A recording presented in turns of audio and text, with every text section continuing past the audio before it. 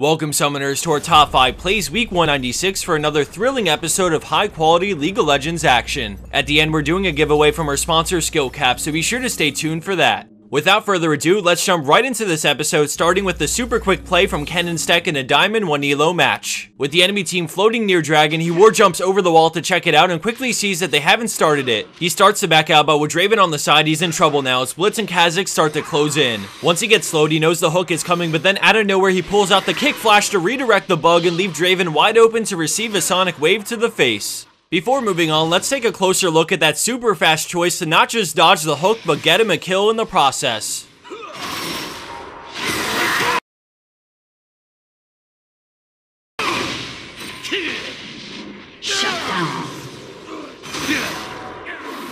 Landing in at a number 4 spot, we have Bomb Alex 555 with a great teamwork play that spawns from the bromance between Fiddles and Shen.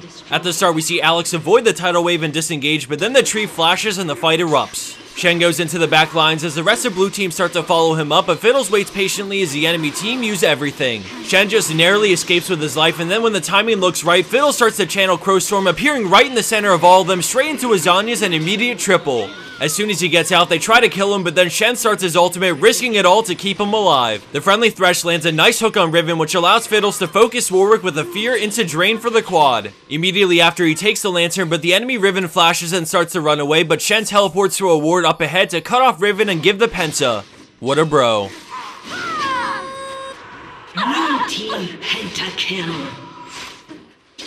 Coming in at 3rd place, we have Lagzalot on Irelia, who survives a gank and then outplays in the fight that follows. The enemy Lee Sin rushes straight in, and Irelia tries to flash the E, but still gets slowed, so she decides to turn with her stun and ignite, unleashing huge damage to force the knockback. She gets on Rengar while waiting for her cooldowns, and then when Lee Sin moves closer in, she springs into action with a double blade surge to catch him. Rengar ults in, but an instant E locks him down as Amumu flashes to clip Rengar with his ultimate, allowing Irelia to seal the deal with a final blade surge.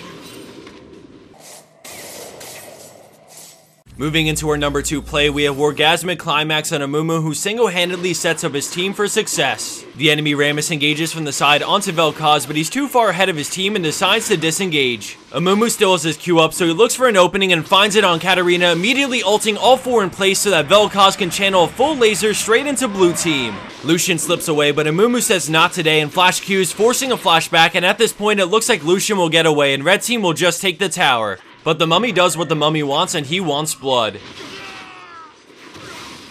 And for our number 1 pro play for this week, we have WeMadCake on Orianna, who is the catalyst for an amazing team fight just like the Amumu in our last play. With the enemy team way ahead in gold and rocking the Baron buffs, blue team doesn't have a say in defending their tier 2 tower and have to let it go. Braum engages as the tower falls, and then the enemy Vi follows up, and now let's turn our focus to Orianna's ball. She moves it the slightest bit into an immediate shockwave, 5-man tornado knockup, and a beastly Gnar jump in and ult to crush the opposition. Thanks to perfectly chained abilities that all started from the incredible 5-man shockwave, blue team gets the miracle ace while way behind in gold and stats.